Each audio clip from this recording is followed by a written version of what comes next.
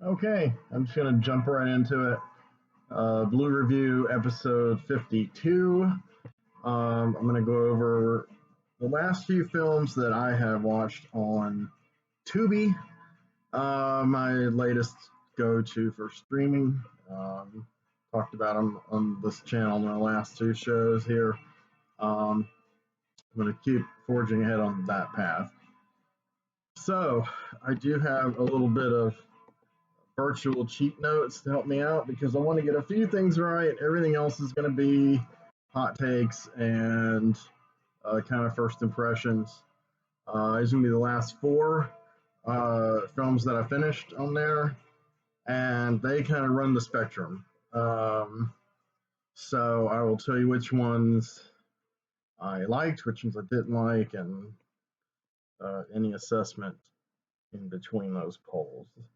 So the first one that I really want to talk about, kind of want to, I guess, get it out of the way, is one called Mecanix from 2003. This one was directed by Rami M. La Rochelle, and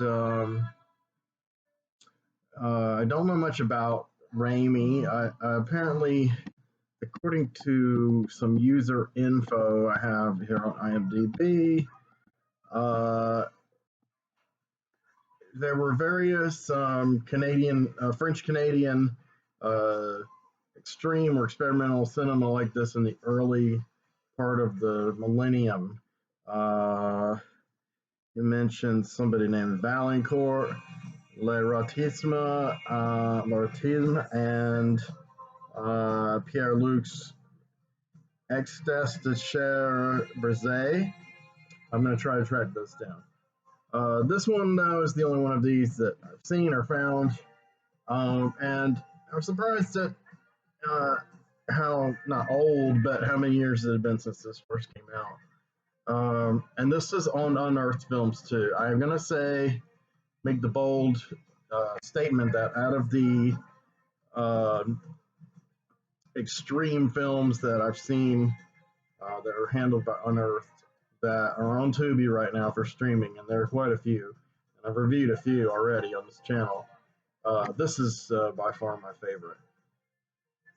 I don't know if I'd call this an extreme film in the sense or context of a lot of some of the ones I already talked about, or some of the more well-known unearthed uh, films offerings. But it's extreme in the sense it's very surreal.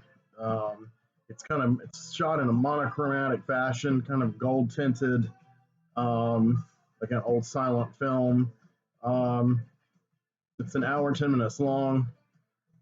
It visually and atmospherically, the sounds and images harken back to David Lynch. Everything from Eraserhead, of course, to elements that are found again in Twin Peaks: The Return. And of course, Lynch was one of the pioneers of this kind of visual and sonic kind of uh, style. I don't want to say movement, but obviously he's carried over his work and his influence carried over into films by people like Guy Madden and Shinya Tsukamoto. Very obviously, it's very obvious here. It's very Lynchian. It also has a lot of stop motion animation, and it reminds me of Ladislaw Starevich, the early 20th century kind of pioneer in stop motion. This guy's stuff is still breathtaking to watch. The Tale of the Fox, particularly from like 1930, I believe, is just an amazing all stop motion thing where he's just brought all these anthropomorphic animals to life in this kind of medieval setting, and it's breathtaking. It needs a Blu-ray definitive release to kind of widen its awareness to current generations. I love it. Tale of the Fox is truly amazing. This reminded me of a dark Tail of the Fox kind of animation, but also, yeah, a lot of the Lynch stuff. And Lynch himself used stop motion animation and things in the works I already cited. So it's kind of like a dank, dark industrial hell of maybe the near future, post-apocalyptic. Mechanics, basically, the world is run through all these mechanical engines, and it has that kind of bleak, hopeless vibe of an assembly line, like in Eraserhead or Metropolis, even. But um, it says that the last freeborn man lives as a slave to these skeletal creatures that run this world. So there are 3 or 4 human actors. Everything else is stop motion, and these are creations. Beings that run this thing are kind of these animal, skeletal, metal kind of hybrids that don't really speak in a discernible language. They chatter a lot, and they kind of order the humans around. So your last human male character, the main character, I guess, they are trying to coax something out of him called the embryo. And so there's different kind of scenes of him performing surgery on himself. I guess that's where the extreme comes in. There's razor blades and dark blood and a little bit of entrails, but it's not extremely in your face. It's pretty well done. I don't want to say it's subtle, but it is aesthetically pleasing. It says the embryo is the origin of everything. I guess the salvation from these like nightmarish creatures that run this hellscape. Um, the story seems like a bit hard to follow, but it's actually kind of simple. It's just there's a lot of visual and to a lesser extent sonic detailing that goes into this. It's really frenetic. It kind of envelops you in this world. The look is just fantastic. Literally, like fantasy, fantastic. Um, the animals, the beings that run are like animal cadavers and skeletons fused with other things. Um, and uh, so, yeah, this guy has this thing called the embryo, and he's digging inside of himself. Um, and there's also this human scientist that is controlled by them, by all the beasts, and he's trying to stop the embryo from spreading. And the only real exposition we get is from this other bizarre character. It looks kind of like a fish with these kanji-like characters tattooed, painted on its backside and head, these big eyes, and it's kind of talking in this female voice in French. It's a French Canadian language film, and some really amazing kind of poetic and portentous dialogue about what the embryo means. And at one point, we meet this female character who they ask, is she a goddess? And she's a beautiful French Canadian woman with long dark hair and this kind of strange kind of pattern like dress. Yeah, and she is kind of like a goddess, kind of like a mythological, like a nymph looking character.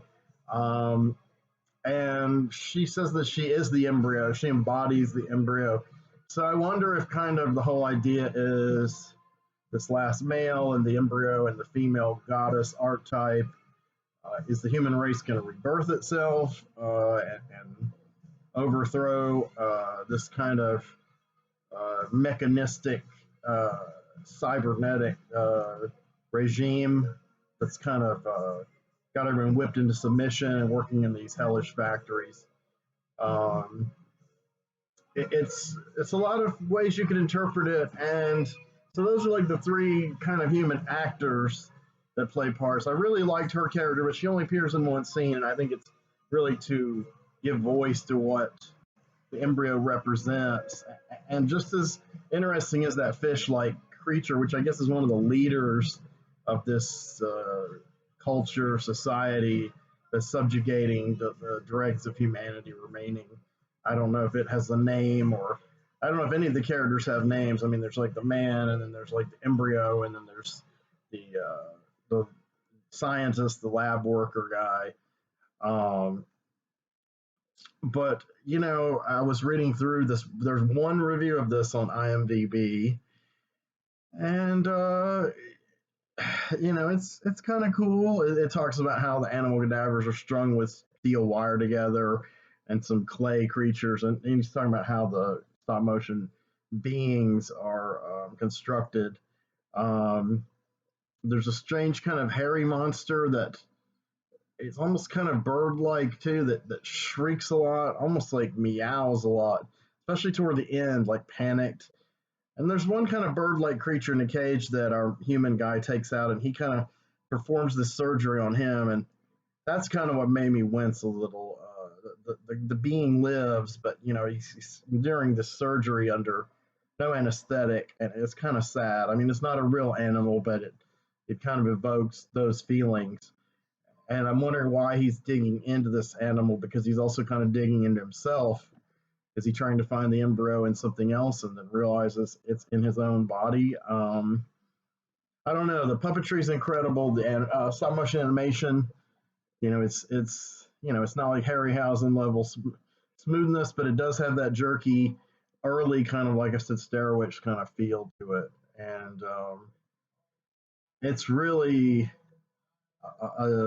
within a short film without a lot of explanations story wise. It's still kind of a fully realized world, I guess. So, Mecanix, I'm giving this one all the praise. Highly recommend it. Um, it's amazing to look at. I couldn't watch it in one sitting, even though it was rather short, because it was very dense, and I wanted to make sure I paid, uh, extreme attention to all the visuals and sounds, and kind of got enveloped in that world. So I definitely want to check that one out again.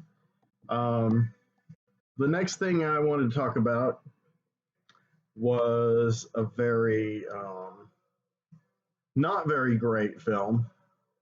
Someone's knocking at the door. I'm going to try to give you a little background, technical info. Mainly, I'm going to do a quick rundown of what I thought about this. Um, Basically, it's a film that came out, if I'm correct, 2009. Got him Chad Farron, who's done some low budget horror, did it. And I would consider this one a fail. Not an epic fail, just a fail.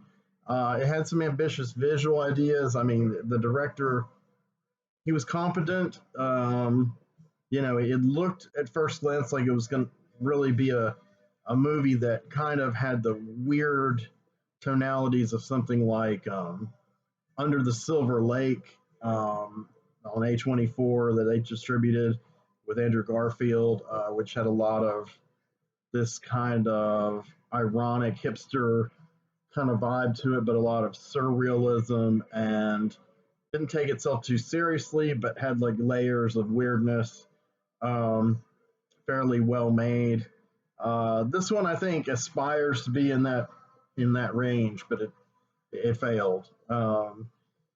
It's mostly a cast I wasn't familiar with. A guy named Noah Segan stars. Apparently, he's considered like a hot, sexy, young, hip actor, and that's kind of where they cast him at. Was that kind of?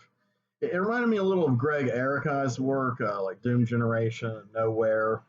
That kind of bitter irony where you're kind of like the filmmakers maybe mocking his own characters and their faux hipness. It's very glib, but I don't think it had the power of an Erikai film, especially something like Nowhere at the end was really intense. And at the end of Doom Generation, both of them end with these kind of horrible, violent paroxysms that really are caused by repression. People like repressing their true nature, mainly like their homosexuality. Um, this has none of that kind of subtext. It's all about drugs, and there's a lot of. I mean, it doesn't seem to be. Ostensibly, it's this obnoxious and unlikable cadre of late teens to I don't know, more like early 20s, but the actors are more like late 20s on medical school students. Set it and ended, I guess, set in the present, but they talk a lot about the 70s at the same school, medical school. In the 70s, there were these experiments with drugs and manipulation, and they kind of loosed these two kind of mutated psychopaths, which were like a couple. I think they're called them.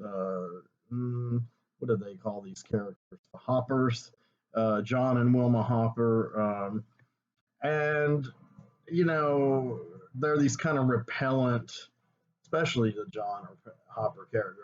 The actor is just kind of gross, and his ears are gigantic. And I kept studying it, and I don't think it's makeup. I think his ears really are that large, and I don't know how to parse that exactly. But um, he was born for this kind of part, but unfortunately, it's the only kind of part he could play. He's kind of an odd looking man, but he doesn't have the range of an odd looking guy like, say, Richard Brake, who's able to parlay that into a variety of roles. This guy's probably doomed. This might be his legacy here. But he plays this character, John Hopper, and John Hopper basically is this psychotic who rapes people to death. Male, female, rape in any orifice. And it's apparently he's got like a 15-inch phallus, and it lingers on a lot of the really disgusting details. It's very graphic. But it's nasty, and it's mean spirited, and it's not real funny when it tries to be funny. And like I said, some of the characters, the med school students, all of them are these drugged out morons. That some of them are mildly likable, well, tolerable, but one guy in particular, I think his name is Sebastian. He is disgustingly unlikable. And there's a character named Joe, who they also call Spaz. He's the young black guy. He seems like he'd be an empathetic character, but then basically he like gets women drugged out at parties and molests them while they're sleeping and rapes them. I mean, and it's all done like, I don't know, they're these characters supposed to be cool or hip? Are we supposed to sympathize with them? Are we making fun of them? I kind of think they are being made fun of by the filmmaker, but we have a heroine, Meg, and she's involved with the Noah Segan character, Justin. And, it starts out with this buddy of theirs, Ray, who's brutally raped to death by John. Apparently, they can take the form of other or cause an illusion, you to think there's someone else that you're having sex with. And apparently, also, some of the people they fuck to death, like this police officer, comes back to life and he's fucking people to death until they shoot him. There's a lot of weird visual and sonic foreshadowing, especially with the character Justin, like these glitches, these high-pitched sounds and strange quick editing. I like a lot of those effects. I mean, it's like another reality, flashes of another reality, and that's kind of where it ends up. It's basically that the ending is kind of, depending on how you look at it, an ingenious twist or an extreme cop out.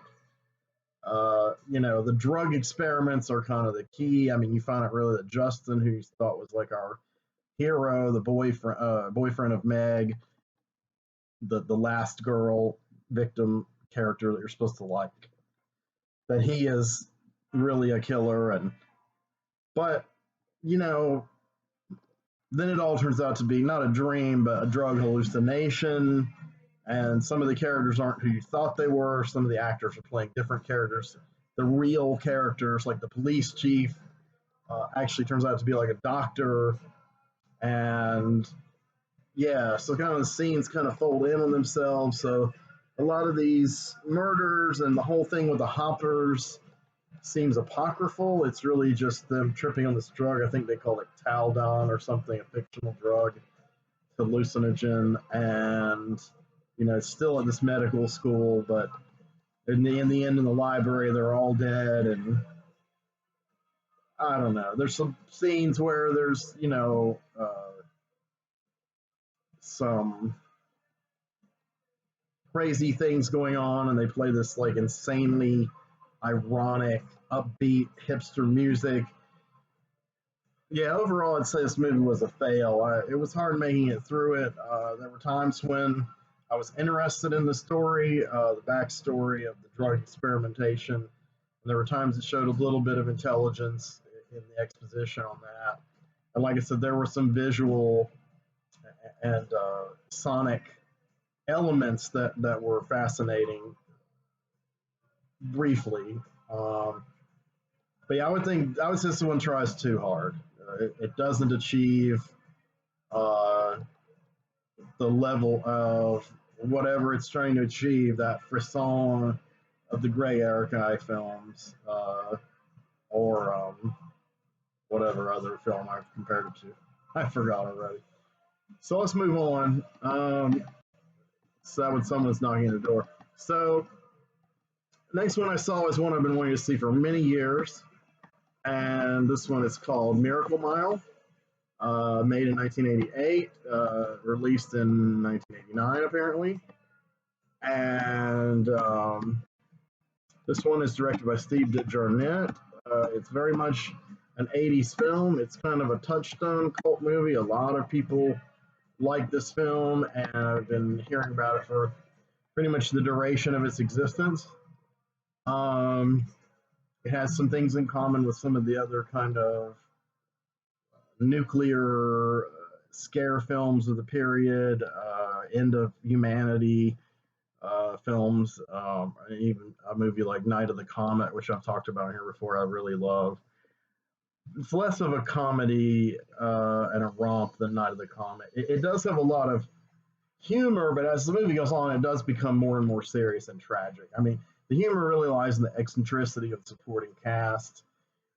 Basically, it's mainly about Anthony Edwards. He plays a character named Harry Washilow, and he's kind of this nerdy guy. He hangs out at this diner a lot.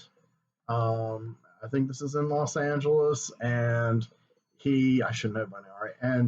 And he quickly gains this crush on this girl named Julie, who works at the diner. As a waitress played by Mare Winningham, and she's rather cute and winsome with her kind of short, kind of punk haircut and eccentric clothing, and she's cute and funny. And at first, it happens really fast, and there's a lot of narration by Edwards, and some of it at first seems a little twee and on the nose, but you do come to like him genuinely because you see his character change from this kind of naive, romantic, kind of nerdy guy into someone who's trying to survive at all costs, and especially to save Julie.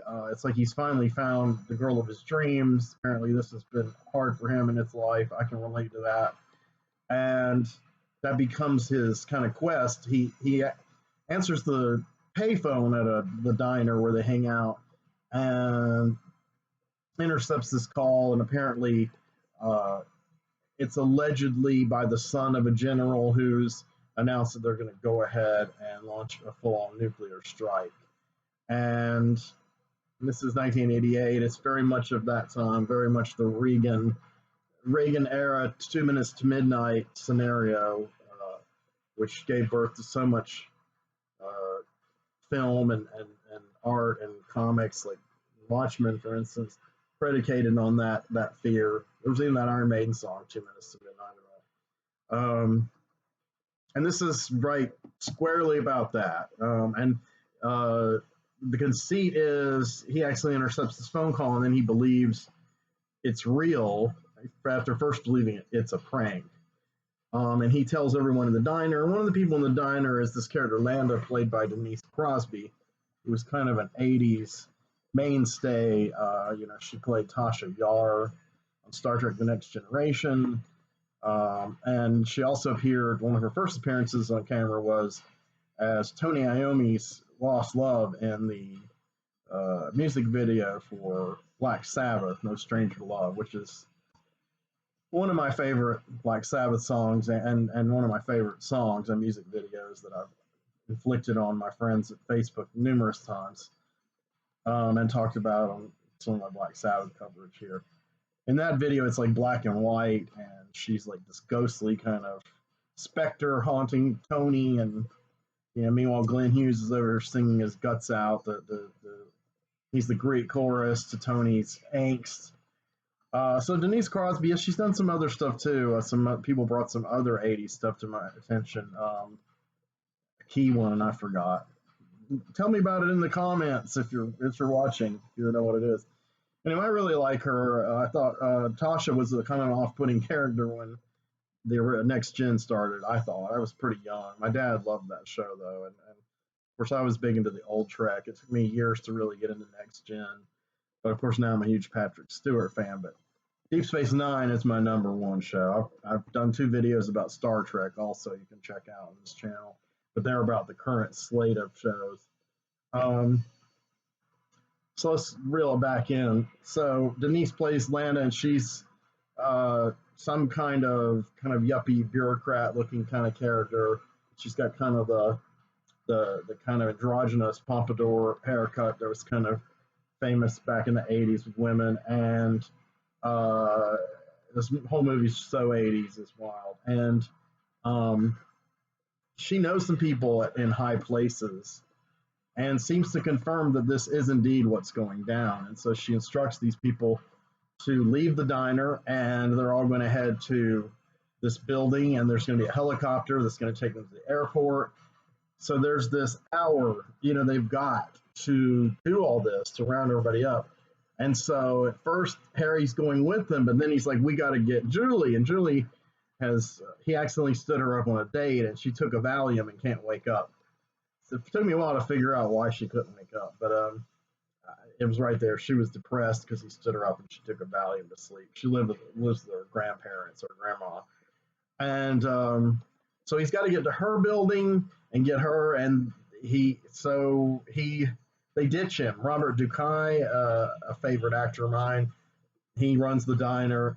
He played in Nashville, and infamously as King George in Coffee with Pam Grier. He herds these people up, and Landa, the Denise Crosby character, points them toward their destination. The waitress in the diner is played by Olan. Is her name Olan Jones? Olan something. That's her crazy name. O-L-A-N. Of course, I recognized her because years later she played a similar character at the beginning of Natural Born Killers. So, obviously, maybe Oliver Stone was a fan of this movie and was like stunt casting Olan as another bemused waitress type. That was cool. So they're on their way, but basically Harry's got to find his girl. He hooks up with a young Michael T. Williams, is that his name? Michael T. Williamson, an actor I'd seen in years later in like Heat, for instance. He was one of Al Pacino's partners in the Cops, and Heat. I've seen him a couple other things. He had started on television really young as an actor. This is one of his first movies, and he's really good. He's kind of a lost cat. He's stolen a bunch of stereo equipment in his car, and Harry's ended up with Robert Ducai's gun, and he says, "Hey, Michael T. His name's Wilson, the character. We got to get this girl, of mine." And he's like, "Okay, we're gonna get my sister too, Charlinda or Charlotta." So they go. He goes to the complex, and Michael T. He things get really fucked up because on the way there, they're at a gas station, and the gas station owner is played by Edward Bunker, who was a real life criminal and crime writer who also appeared on film and later on in Tarantino's Reservoir Dogs. But anyway, he plays this guy, and he's got a shotgun, and Of course, the whole thing is they're trying to scramble to get all this done, and one of the major themes is they're trying to avoid the cops. Different ones for different reasons. Bunker's got a illegal firearm. Michael T's got the stereo equipment in his trunk, and of course Harry's running around with his gun, and he's trying to get this stuff done under the radar to get his woman and to get to the airport and not be stopped by any authorities because he knows what they don't, which is that everything's about to go down. Um, and yeah, the cops, they're cops, so it kind of says it all right there. And they draw on them, and while they're trying to pump the gas, and Michael T douses them with gas, and then they fire and blow themselves up. Well, they catch on fire, they blow up the gas pump, and Harry gets away in the cop car. Um, Harry and Wilson, they get away in the cop car. They get to the apartment. He rallies the grandparents and Julie's asleep. He puts her in a shopping cart, and at this point, the apartment is like a few blocks from this skyscraper they're trying to get to that has the helicopter that Landa called to take them all away. But Wilson freaks out. He takes the cop car. He's like, I got to get my sister. And so, starting from the point that the cops, catch on fire, you start to see this is going to get gradually darker and darker. It's not quite this eccentric jaunt that may or may not be a panic situation. It's a real full-on panic situation. And then the other thing you start to see unfold is that when you finally see some of the characters that are waiting at the top of this building,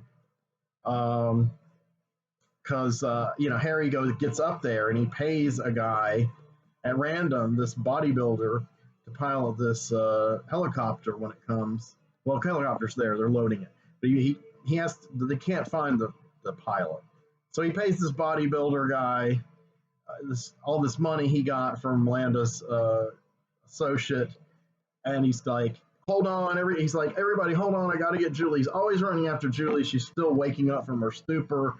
She's acting very strange. He hasn't like broken it to her all at once that, hey, the apocalypse is coming.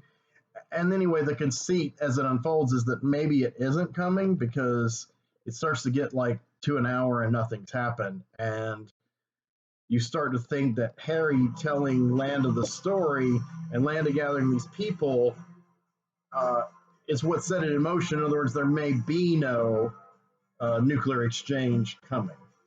That Harry may have misunderstood the phone call and it was a prank, and he's actually caused all this. So for a while you're going on that, and you're like, so Julie's starting to get aware, and she's like, is it happening? Is it not happening? Is this your fault, Harry? What'd you tell these people? And of course in the midst of all this, they've only dated a short time. They declare their love for each other and make out, and again, that becomes the most important thing to him is getting away with her, or if need be, dying with her. And so it starts to take on this kind of poignant turn. Wilson returns with the cop car and Charlotta, but they smash into this building and they both die. And Harry and Julie go wandering again. Again, Julie gets away from him and finally finds her. They finally get to the building. They get into the elevator. They're going to the top to find the helicopter pilot, even though they're running behind.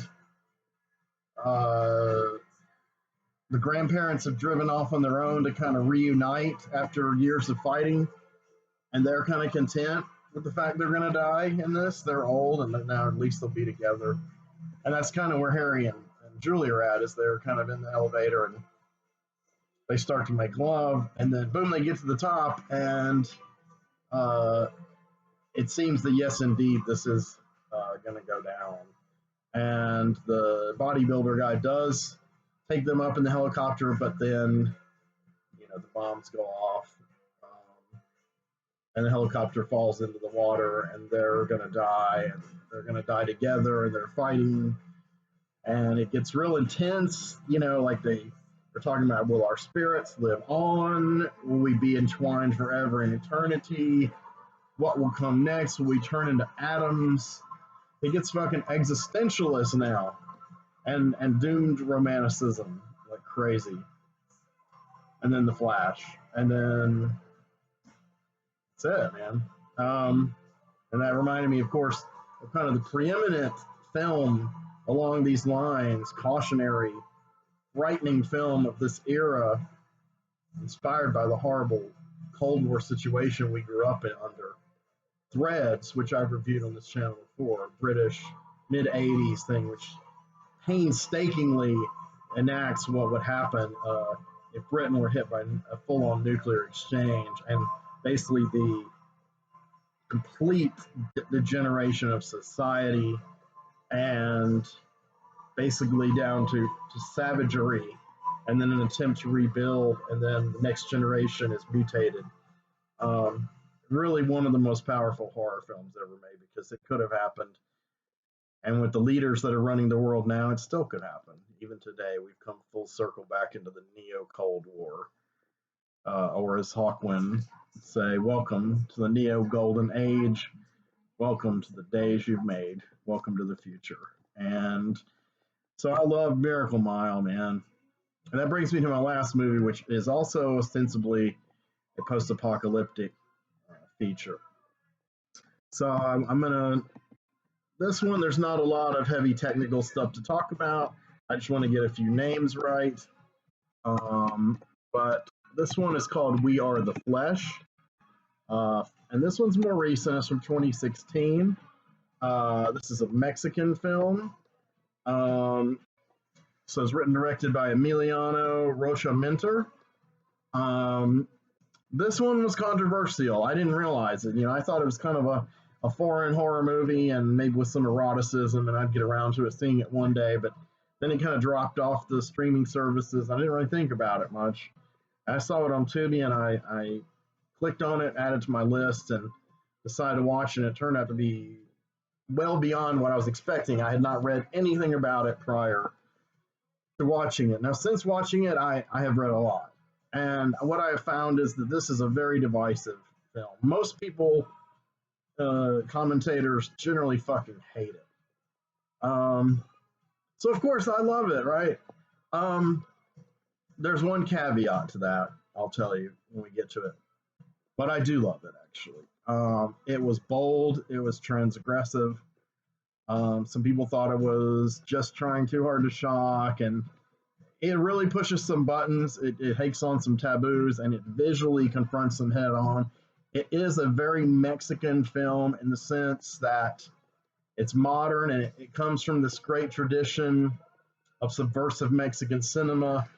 It's not like Guillermo del Toro, who was a fan of the older Mexican fantastic films, but it's not an Alfonso Cuarón or Inarritu,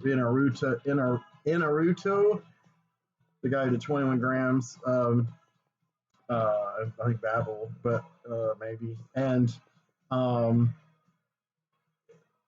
it's not like those guys, though they've all professed that they're fans of this movie. And as one person put it, it's good that these luminaries like it because it means all the help it can get. It means all the fans it can get. But it cuts directly back to this current of filmmaking in the 60s and 70s that really informed all these filmmakers, but this one really is in that vein of people like Juan Lopez Moctezuma, who did Carta and Mansion of Madness. The Fernando Arrabal, who did Viva Muerte and I'll Walk Like a Crazy Horse. And there's a few other guys. They were kind of also linked together this thing called the Panic Movement, which also included Roland Topor, who wrote The Tenant and Fantastic Planet. And of course, Alejandro Jodorowsky was involved in this. And it harkens back to his work as well. Of course, he's Chilean, he's not Mexican, but but yeah, it hits that vein of subversive. It's really a throwback to that kind of era where anything went and no boundaries, complete nudity, sexuality, violence, transgressiveness, social taboos shattered. The era of Jodorowsky and Makaveyev and Pasolini. That's where my heart really lies as far as extreme and provocative cinema.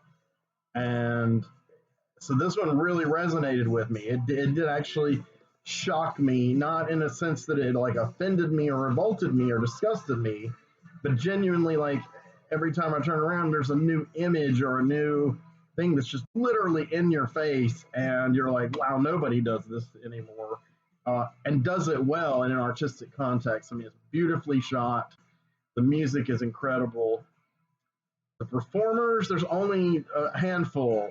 Basically, it's a brother and a sister, and they've been scavenging for a while, and they come to this old, ruined, bombed out building, and they encounter this crazy guy. I believe his name is Mariano, played by Noe Hernandez. He is incredible. He's like over the top. He's very much like he's like a Mexican Shakespearean. He's just like this bursting with energy and melodrama. His character's ostensibly insane and babbling, and he speaks in this just extreme poetic kind of way. And I was digging it. I was digging everything he said. I was like right there with him, like, yeah, man. A lot of people dismissed what he's saying as gibberish or trying to be artsy or highfalutin.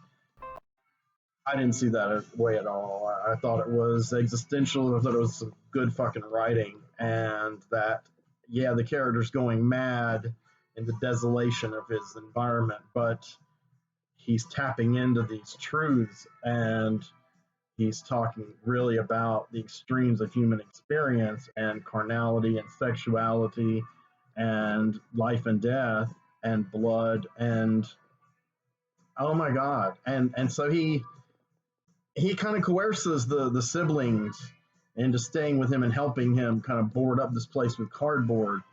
Not sure of the significance of that, really. Uh, Something to do with the post-apocalyptic conditions, I guess. Um, but he says, "Hey, you're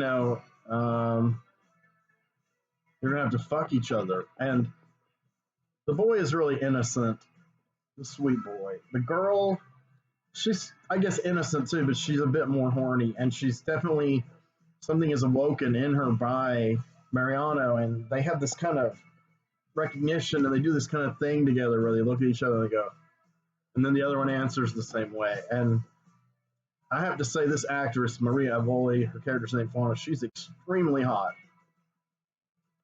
Strong Mexican features and very slim but muscular, very fit, very lithe, very expressive physically, and just kind of a smoldering sexuality, and just a cool looking character, vibrant kind of performer. This isn't traditional acting. This isn't, again, this is more like experimental stuff, like the filmmakers I mentioned from the past. And it's like a weird, demented play. And every frontier just about is explored. There's not hardcore pornography per se. Fauna, the character, and the actress does seduce her brother, Lucio, and she does take the actor's penis in her mouth, and they kind of cut away before it gets too in depth on that. But it looks pretty real to me, and every organ is shown, and she pees on camera nonchalantly on the floor while she's talking to someone. I mean, it's just one thing after another of this. It's just, but it's like, wow, what for the days when this stuff could happen in a movie and it wasn't shocking to me anyway. When it's like, oh wow, this is just a movie that's totally free, like Jodorowsky, like Machiavelli, like the Sweet movie. I mean, Holy Mountain, Salo. I mean, though Salo is a bit more cruel than these other movies. It's not really a vibrant celebration of anything sexual or life affirming like the other movies I mentioned, but just hysterical, over the top, like Alucarda. I don't know, man. Is it in the water in Mexico? Is it a throwback to that era? whatever it is, it works. And it's a powerful confrontational work. It just sucked me in. There's a certain joy to its uninhibitedness, and how it keeps pushing and pushing. And, you know, uh, Mariano dies. He's got uh, this dropper thing that apparently can like heal.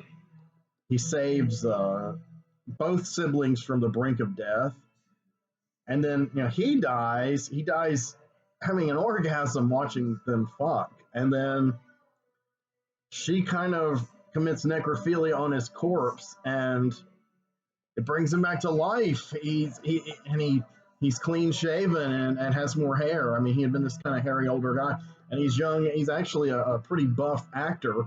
You just don't know that from the way he's dressed at first. Middle-aged guy with good shape, and he's just incredible actor.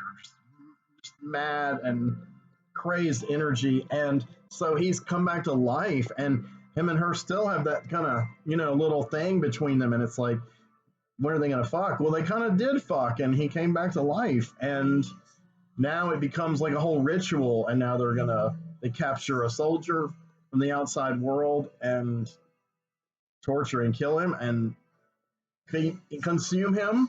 So now we're into the cannibal territory. That's not extremely graphic, but it's powerful. His death scene is one long, up to the point where they slit his throat. There's this one long take of them both raving, and then the three of them singing this Mexican military anthem. It's bonkers, man. This is some joyous filmmaking here. I got some manic, off the rails stuff. I'm gonna fast forward because Mariano, then other people start to get lured into this place, including a young girl they've shown periodically, who Fauna, of course, sexually, violates her. And when I say young girl, I don't mean she's a little girl. There's any real pedophilia. The actress is probably 18. I mean, I hate that I have to constantly say this kind of stuff, but it's a fictional story. But he wants them to like have a party and devour him, Mariano.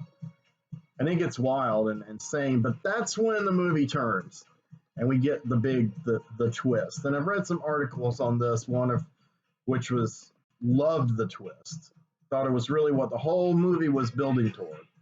And then some of which were kind of like, I guess I was in between those two poles. I love this movie, I love it, but I didn't like the ending. I didn't hate it. It was a twist, but I don't know. It's not where I saw the movie going. I think rather than the whole movie building toward it, I kind of think it undercuts everything that's happened since. Because yes, you learn that nothing is ever as it seemed to be, just like in the Someone's Knocking at the Door movie that I mentioned earlier. So there's some little thematic things going on with these movies I saw, post-apocalyptic and drugs and orgies and stuff, and just madness. So maybe I was just on a certain current when I watched these four movies this week. But it was a satisfying week of viewing. I would recommend We Are the Flash. I'd be curious to see what you guys think about it. Did it test you? Did it push your buttons, the envelope, and or maybe just fucking rip the envelope to pieces with a chainsaw? And did the ending disappoint you, or did it validate the movie? Did you love it? Did you hate it? If you think anything about any of these movies, all of these movies have extreme situations and scenarios in them. Even Miracle Mile, so 80s, and really, except for a little bit of cursing and some suggestiveness, it could have been a PG movie. But it definitely embodies all the extremes. It's just of a different era. All these movies are kind of, a different era. I mean, most of them are obviously are modern, more modern. Miracle Mile being the oldest. But I loved all of them. And, okay, let me take that back. I was fascinated by all of them and the themes. I did not like Someone's Knocking at the Door. I don't recommend it unless you're a masochist. Mecanix is really brilliant and really short. and the best thing unearthed has maybe ever put out that I've seen. Yes, even better than a Serbian film, but when you talk about a Serbian film, good, bad, I don't know, that kind of starts to lose its meanings. A well-made film. Miracle Mile, modern classic for sure. Halfway through it, I still wasn't sure it lived up to the hype, but it does, and very powerful ending. It didn't pull any punches or cop out. And Weird the Flesh, it didn't pull any punches. It was just punching the hell out of you the whole movie. But then, did it cop out at the end? I don't know. Like someone's knocking at the door did.